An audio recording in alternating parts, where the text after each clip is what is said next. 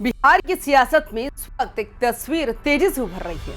एक तरफ सम्राट चौधरी का एक्शन मोड, दूसरी तरफ सीवान की सड़कों पर दिन दहाड़े लूट। सवाल बड़ा है, क्या सिस्टम और जमीन के बीच दूरी बढ़ रही है?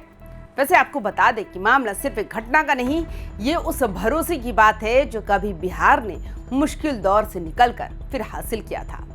एक समय था जब राज्य में शाम होते ही सन्नाटा छा जाता था, लोग घरों में सिमट जाते थे। लेकिन 2005 में नीतीश कुमार के आने के बाद हालात बदले, डर धीरे धीरे कम हुआ, सड़कों पर रौनक लुटी।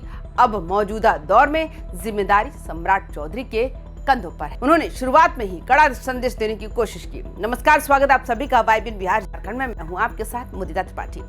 हाल ही में राज्य के 13 जिलों की जेलों में एक साथ छापेमारी हुई। ये दिखाने की कोशिश की अपराध के खिलाफ सरकार पीछे नहीं हटेगी। लेकिन इसी बीच सीवान से आई एक खबर ने पूरे नैरेटिव को झटका दे दिया। घटना इतनी तेज और अचानक हुई कि लोग समझ ही नहीं पाए कि हुआ क्या। सुबह का वक्त था, करीब 8:30 बजे। सीवान के लकड़ी नवीगंज इलाके में एक युवक जो CPSP संचालक है, अपनी रोजमर्रा के काम के लिए निकलता है। उसके कंधे पर एक बैग है, उस बैग में बड़ी रकम है। रास्ता वही रोज का, लेकिन उस दिन रास्ता बदल गया।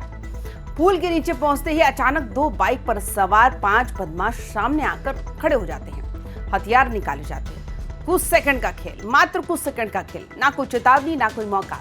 कनपट्टी पर बंदूक सटाई जाती है, बैग छीन लिया जाता है, करीब 10 लाख रुपए, साथ में मोबाइल और बाइक की चाबी भी। और फिर सब कुछ उतने ही तेजी से खत्म जितनी तेजी से शुरू हुआ था।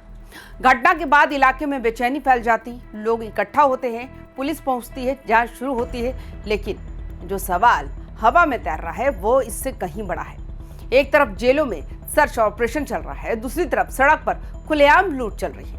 यही वो विरोधाभास है जो लोगों को सोचने पर मजबूर कर रहा है। स्थानीय लोग कह रहे हैं कि इस इलाके में पहले ऐसी घटनाएं नहीं देखी गई। यानी एक डर जो कभी खत्म हुआ था, उसकी आहट फिर सुनाई दे रही है।